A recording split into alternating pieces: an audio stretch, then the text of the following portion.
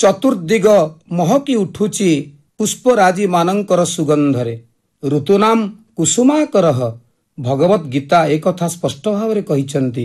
ସେହି ବସନ୍ତ ଋତୁର ଆଗମନରେ ଚୈତ୍ର ମାସର ଯେଉଁ ପରିବେଶ ତାହା ଆମ ସମସ୍ତଙ୍କୁ ଆନନ୍ଦ ପ୍ରଦାନ କରୁଛି। ବିଶେଷ କରି ମାତୃପୂଜାର ଆୟୋଜନ ଏହି ସମୟରେ ନବରାତ୍ରରେ ଆମେ ପାଇଥାଉ। ବାସନ୍ତିକ ଦୁର୍ଗୋତ୍ସବ ଯାହା ଚୈତ୍ର ଶୁକ୍ଳ ପ୍ରତିପଦାରୁ ଆରମ୍ଭ ହୋଇ ଶ୍ରୀରାମ ନବମୀ ପର୍ଯ୍ୟନ୍ତ ସମ୍ଭାର ଚାଲିଥାନ୍ତି ଏବଂ ଏହି ଚୈତ୍ର ଶୁକ୍ଳ ପ୍ରତିପଦାକୁ ହିନ୍ଦୁ ନବବର୍ଷ ଭାବରେ ଆମେ ଗ୍ରହଣ କରିଅଛେ। ଏହି ବାସନ୍ତିକ ଦୁର୍ଗୋତ୍ସବ ମାତୃପୂଜାର ସମୟ ବୋଲି ଆମେ ଗ୍ରହଣ କରିଛେ। ଏକଦା ପ୍ରଭୁ ଶ୍ରୀରାମ ଲଙ୍କା ବିଜୟ ପାଇଁ ଶକ୍ତିଙ୍କର ଆରାଧନା କରିଥିଲେ। 108 ନୀଳପଦ୍ମ ଅର୍ପଣ କରିଥିଲେ ମହାମାୟାଙ୍କ ନିକଟରେ। ଏହି ମାସରେ ବିଶେଷ କରି ଚୈତ୍ର ମଙ୍ଗଳବାରକୁ ଉତ୍କଳୀୟମାନେ ପ୍ରାଧାନ୍ୟ ଦେଇଥାନ୍ତି। ସମସ୍ତ ଦେବୀପୀଠମାନଙ୍କରେ ଝାମୁ ଯାତ୍ରା, ଦଣ୍ଡଯାତ୍ରା ସମସ୍ତେ ପାଳନ କରିଥାଉ।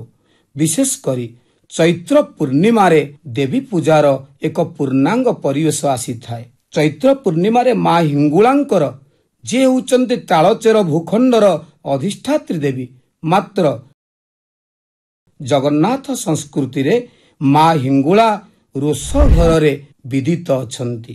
କୁହାଯାଏ 60 ପଉଟିକୁ ଅତି କମ୍ ସମୟରେ ମା ଅଗ୍ନି ସ୍ୱରୂପା ହିଙ୍ଗୁଳା ଦେବୀ ସମ୍ଭବ କରିଦିଅନ୍ତି ଏବଂ ସେହି ମାଙ୍କ ଉଦ୍ଦେଶ୍ୟରେ ଚୈତ୍ର ପୂର୍ଣ୍ଣିମାରେ ଏକ ବିଶ୍ୱ ପ୍ରସିଦ୍ଧ ହିଙ୍ଗୁଳା ଯାତ୍ରା ଅନୁଷ୍ଠିତ ହୋଇଥାଏ। ମାଙ୍କର ଉପାସନାର ପ୍ରକୃଷ୍ଟ ତିଥି ହେଉଛି ଏହି ଚୈତ୍ର ପୂର୍ଣ୍ଣିମା। ମାଙ୍କର ଆବିର୍ଭାବ ସ୍ଥଳୀ ଆମେ ଯେଉଁ ତାଳଚେରର ଗୋପାଳ ପ୍ରସାଦ ସ୍ଥାନ ବୋଲି କହୁଛେ, ସେଠାରେ ଅନେକ ଭକ୍ତ ରୁଣ୍ଡ ହୋଇ ପଣା ପ୍ରଦାନ କରିଥାନ୍ତି ଏବଂ ମା ଆବିର୍ଭୂତା ହୁଅନ୍ତି। ଏ ଚୈତ୍ର ପୂର୍ଣ୍ଣମୀରେ ସମସ୍ତ ଗୃହୀ ଲୋକମାନେ ତାଙ୍କର ପରିବାରର ଆନନ୍ଦ ପାଇଁ ସୁଖ ଶାନ୍ତି ମନାସି ମା ମଙ୍ଗଳାଙ୍କୁ ବିଶେଷ ଅର୍ଚ୍ଚନ କରିଥାନ୍ତି। ଆମର ଚୈତ୍ର ମାସରେ ଯେଉଁ 4ଟି ବା 5ଟି ମଙ୍ଗଳବାର ଆସିଥାଏ, ସେଥିରେ ସେମାନେ ବିଶେଷ ପୂଜା କରିଥାନ୍ତି, ଯାହାକୁ ଚୈତି ମଙ୍ଗଳବାର ବୋଲି କୁହାଯାଏ। କୁହାଯାଉଛି ଦେବୀ ଅଥର୍ବ ଶୀର୍ଷରେ ଯେ ତାମଗ୍ନି ବର୍ଣ୍ଣାମ ତପସା ଜ୍ୱଳନ୍ତିମ୍ ବୈରୋଚନି କର୍ମ ଫଳେ ସୁଜୁଷ୍ଟାମ୍ ଦୁର୍ଗାଂ ଦେବୀଂ ଶରଣଂ ପ୍ରପଦ୍ୟାମହେ ସୁରା ନାଶଇତ୍ରୀତି ନମଃ।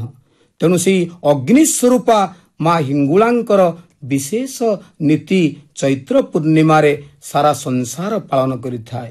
ସେହି ଶକ୍ତିଙ୍କର ଶରଣ ପ୍ରତିଟି ପ୍ରାଣୀମାନେ ଜଗତର ପ୍ରତିଟି ଅଧିବାସୀ ପ୍ରାଣୀ ଜଗତ ଆଶା କରିଥାନ୍ତି। କାହିଁକି ନା କୁହାଯାଏ ଶିବଃ ଶକ୍ତିଆ ଯୁକ୍ତ ଯଦି ଭବତି ଶକ୍ତଃ ପ୍ରଭବିତୁମ୍। ସିଏ ଶିବ ହୁଅନ୍ତୁ ନା କାହିଁକି, ଯଦି ଶକ୍ତିଯୁକ୍ତ ନ ହେବେ ଗୋଟିଏ ପାଦ ଆଗକୁ ଚଳିବା ପାଇଁ ସମର୍ଥ ହୋଇପାରିବେ ନାହିଁ।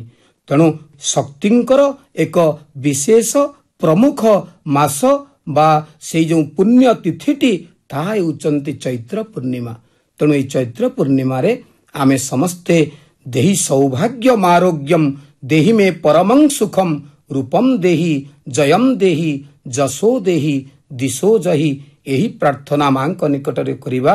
ହେ ମା, ଆମର ଶତ୍ରୁକୁ ତୁମେ ବିନାଶ କର, ରୂପ ଯଶ ଜ୍ଞାନ ବୈରାଗ୍ୟ ଆମକୁ ପ୍ରଦାନ କର। ଏହି ପ୍ରାର୍ଥନା ଆଜିର ବେଳାରେ ଆମେ କରିବା।